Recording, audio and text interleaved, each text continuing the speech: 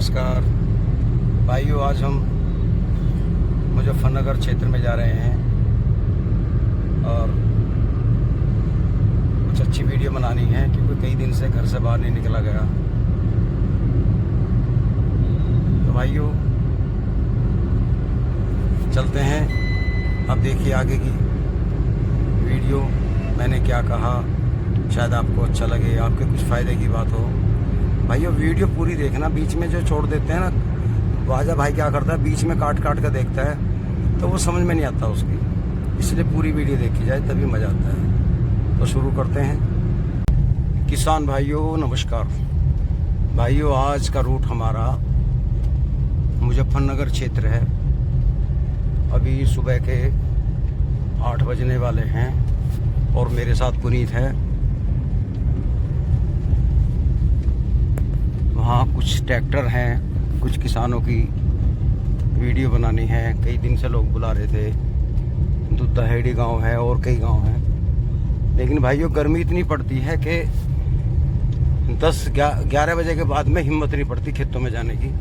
बहुत विकट गर्मी है और हम 12 बजे तक अपने घर वापस आ जाते हैं क्योंकि पूरी दोपहरी कहीं रहना बड़ा मुश्किल काम है।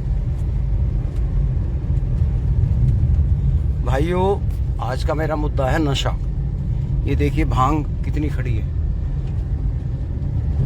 हमारे गांव में एक आध किसान को तो मैं कहते नहीं, बाकी किसी के चक के पास में भांग नहीं है। ये जितने भंगचियाँ हैं उन्हें भांग नहीं मिलती, वे भाग जावे आते नहीं। तो भाइयों अपने खेत को जिस तरह ये मालिक ने साफ कर रखा, ये भांग सांग सफ़ेद फूल ये बिल्कुल साफ रखने चाहिए। खरपतवार फूंकने की दवाई का स्प्रे कर दो। राउंड अप है और बतेरी है, 2,4-D है।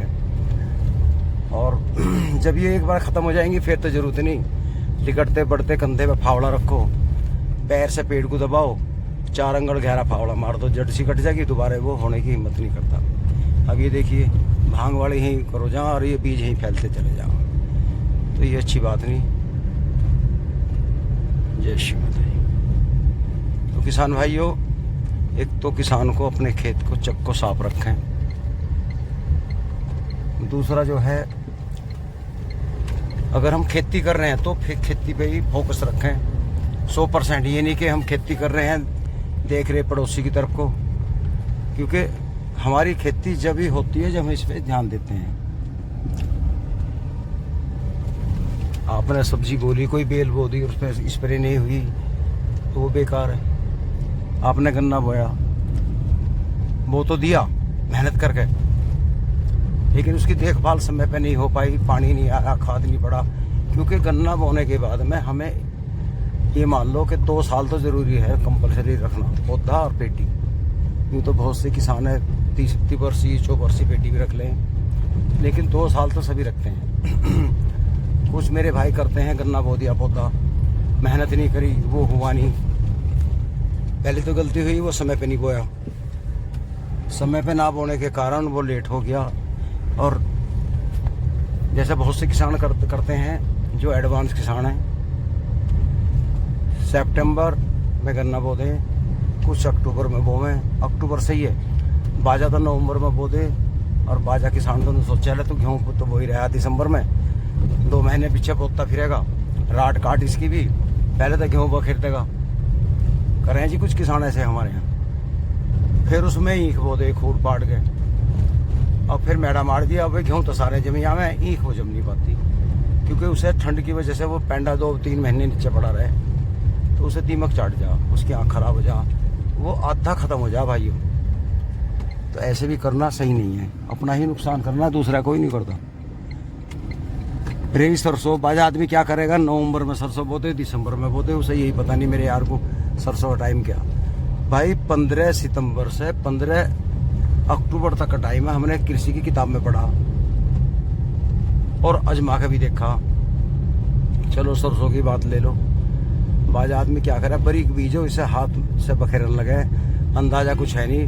वो खेत बो दिया 2 बीघे, उसमें आधी किलो बीज गिर दिया, जबकि 300-400 ग्राम 1 एकड़ में बुतता है। मैंने अजमा के देखा।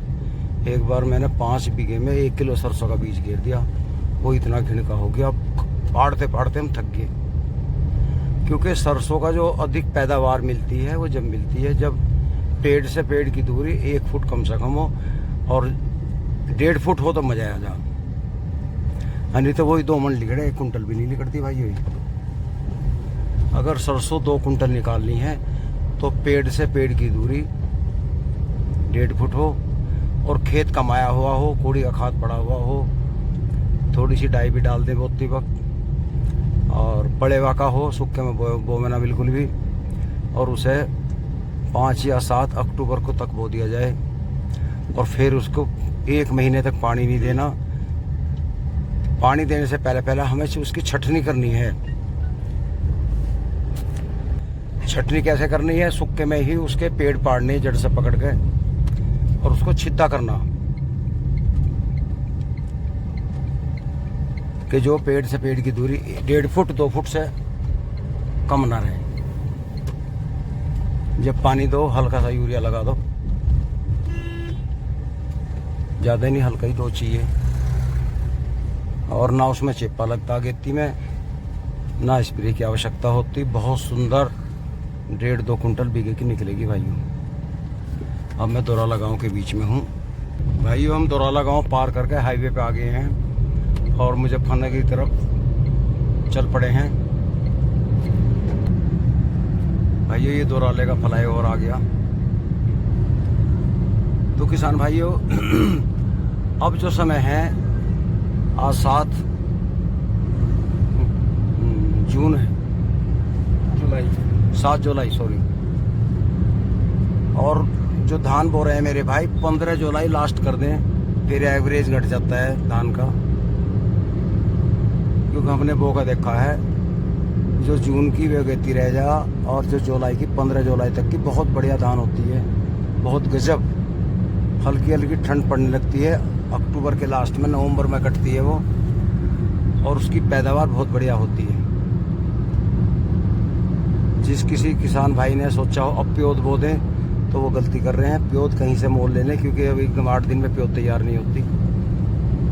और मेरी तो राय ये है लपड़े में ना पड़े, क्योंकि धान अगर आपने 5 बीघे भी बोली पूरे चक में तो उसे रोज़ पानी चाहिए, ना आप गन्ने की भराई कर पाओगे पूर्ति, ना उसकी हो पाएगी, क्योंकि बिजली 8-7 घंटे से कम नहीं आती।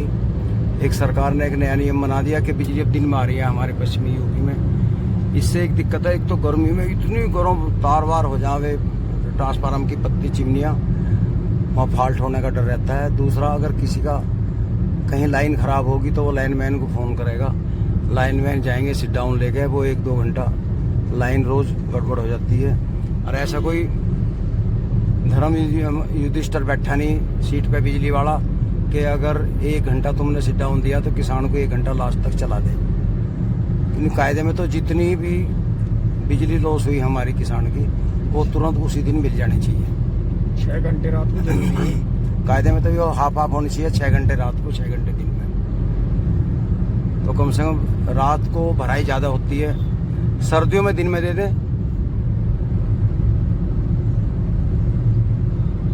सर्दियों में दिन में दे दें, गर्मियों में आधी रात को दे दें, आधी दिन में दे दें। अगर रात को टोटली मिल जाएगी, क्योंकि सबके ट्यूबवेलों पे ऑपरेटर लगे हुए हैं, एक नाक को पानी चलते हैं, दिक्कत नहीं है। शाम को 6 बजे दे के सुबह 6 बजे तक दे दें 12 घंटे, तो वो दुगना काम करती है। एक तो नमी पड़ती है, दूसरा ततैड़ा नहीं मारता, दोपहरी में गर्मी में पानी आता है, वो फसल को नुकसान देता है। तो भाई और कितनी बातें हैं। और जिनके पास गन्ना है समय पर बो दिया, अपना ध्यान रखें। कुछ क्षेत्रों में 38 बीज बिल्कुल बैठ गया, फेल हो गया, नए किसान, वे किसान भाई जो है अपने नए बीज की तैयारी कर लें। अभी हमारे पश्चिमी यूपी में तो गन्ना ठीक है, हमारे गांव में तो बिल्कुल सही चल रहा है, दीजिए कोई बीमारी नहीं है। या तो ये कह लीजिए हमारे यहाँ के किसान थोड़ा एक्टिव हैं, खाद पानी का ध्यान रखते हैं। ज़्यादातर खेत उसके बैठे हैं जिन्होंने थोड़ी सी भी ढील दे दी अपनी फसल में, क्योंकि अब गर्मी पड़ी है, जितने लान कटे रोज़ बारिश पड़ती रही तीसरे दिन, तो जबकि गन्ने को पछवा हवा चाहिए, गर्मी पड़े और पछवा हवा चले, नीचे से पानी आए तो फसल निरोगी होती है। भाइयों वलीदपुर गांव पार कर गए, हम आगे बढ़ रहे हैं। तो दोस्तों आज की वीडियो में इतना ही काफ़ी।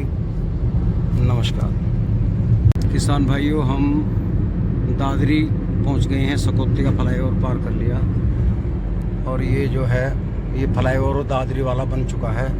सब ऊपर को जा रहे हैं अब जा।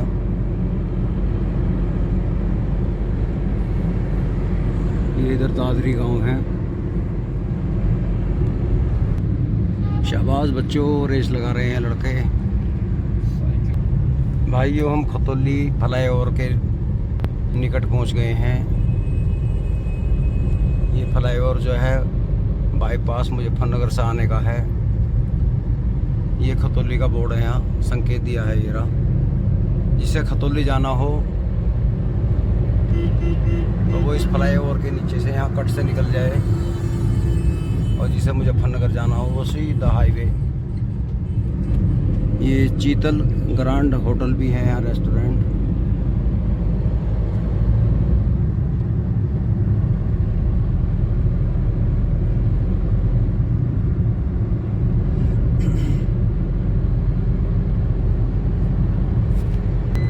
भाइयों, हम मंसूरपुर पहुंच चुके हैं। ये मंसूरपुर शुगर फैक्ट्री आ गई इधर, और यहाँ से राइट को घूमेंगे।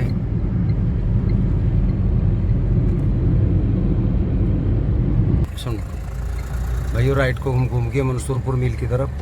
भाइयों, मंसूरपुर का केला लाजवाब होता है। पता नहीं कहाँ से लाए, बड़ा मोटा केला है भाइयों, यहाँ देख लो। भाइयों, अब हमें फ्लाईओवर ख़त्म होते ही राइट को घूमना है। हमें जाना है दुद्धा हेड़ी, और ये आगे रास्ता चला गया। यहाँ को घूमेंगे हम। बैक कर ले एक बार।